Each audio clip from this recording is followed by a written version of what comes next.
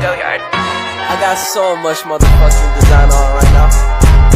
Break it down, bring it back, make it clap. I got 3 old thoughts, new block, where that thing. Bitches on my line, and you know they come straight. Hold up, what it not, 45, scope it cash like whoa. How you fucking with these hoes up?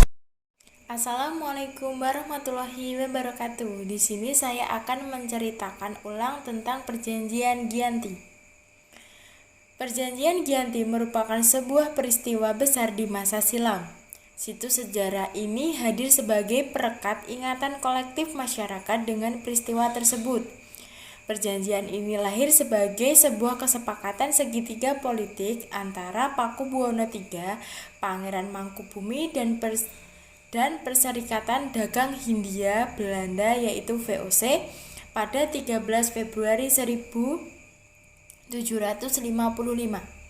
Nama Giyanti sendiri diambil dari lokasi penandatanganan perjanjian, yakni di Desa Janti. Dalam pelafalan Belanda ia tersebut sebagai Ianti dan secara tertulis ia terbaca sebagai Giyanti.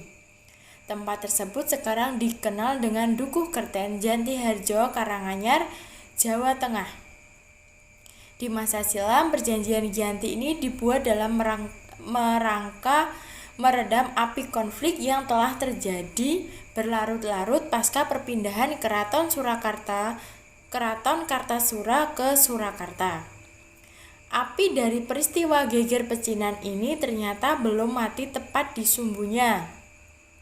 Pada waktu itu Mangkubumi membantu Pakubuwono II dalam meredakan api konflik mendapatkan hadiah berupa sebidang tanah dari Pakubuwono II. Namun luas tanah yang diberikan rupanya menimbulkan kecemburuan. Salah seorang pangeran lalu mengeluhkan ketidakadilan terkait hadiah tersebut kepada Gubernur Jenderal Baron van Inhofe. Sang Gubernur Jenderal di Batavia itu lantas mengeluarkan keputusan yang membuat tanah tersebut akhirnya tidak jadi dimiliki oleh Mangkubumi. Akhirnya dia meminta izin kepada kakaknya Pakubuwono II. Daripada lungguh tahta saya dikurangi, lebih baik buang saja saya sampai saya tidak bisa kembali lagi ke Jawa, ujar Pangeran Mangkubumi.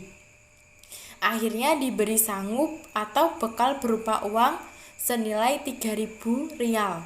Ini jatah untuk makan anak buahmu dan silakan pergi, jawab Pakubuwono II. Kemudian malamnya ia pergi. Sejak saat itulah pecah perang Mangkubumen. Puluhan ribu prajurit Belanda dan prajurit Jawa tewas. Perlawanan ini mendorong gubernur dari VOC untuk Jawa Utara, Nokas Hartings, mengambil sikap untuk menyelamatkan daerah operasionalnya secara tertutup. Hartings melakukan perundingan dengan Pangeran Mangkubumi. Setelah berkali-kali melakukan perundingan, Hartings bersepakat dengan keinginan Pangeran Mangkubumi yang juga hendak menjadi penguasa tanah Jawa. Pada 23 September 1754, nota kesepahaman antara VOC dan Mangkubumi terlaksana, dan nota tersebut disampaikan kepada Pakubuwono III, sang pengganti Pakubuwono II. Nota tersebut menjadikan Pangeran Mangkubumi mendapatkan wilayahnya. Pada 4 November 1754, Pakubuwono III menyatakan persetujuan terhadap hasil perundingan Gubernur Jawa Utara dengan Mangkubumi. Surat pernyataan itu disampaikan oleh Pakubuwono III kepada Gubernur Jenderal VOC yaitu Jasob Mosel. Kesepakatan itu mendorong terjadinya sebuah perjanjian besar yang ditandatangani di Desa Giyanti beberapa kilometer di sebelah timur Surakarta. Penandatanganan perjanjian Giyanti ini menjadi pangkal dari terbelahnya tanah Jawa menjadi 2 bagian, yaitu dikenal dengan istilah Palihan Nagari. Hal ini menjadi awal mulanya naik tahta Mangkubumi di Yogyakarta sebagai Sri Sultan Hamengkubuwono I dengan gelar Senopati ing Ngaloga Sayyidin Panatagama Khalifatullah. setelah ditandatanganinya perjanjian tersebut pada 13 Februari 1755.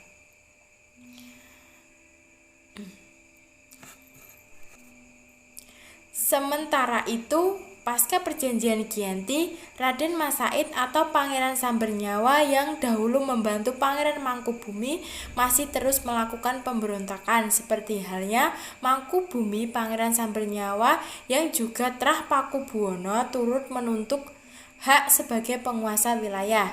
Dalam gerakannya pada Oktober 1755, Pangeran Sambernyawa berhasil mengalahkan satu kelompok VOC.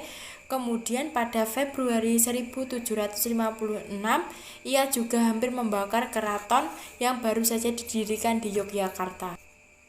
Setelah perang bertahun-tahun, VOC akhirnya menyudahinya dengan penandatanganan Perjanjian Salatiga pada 1757.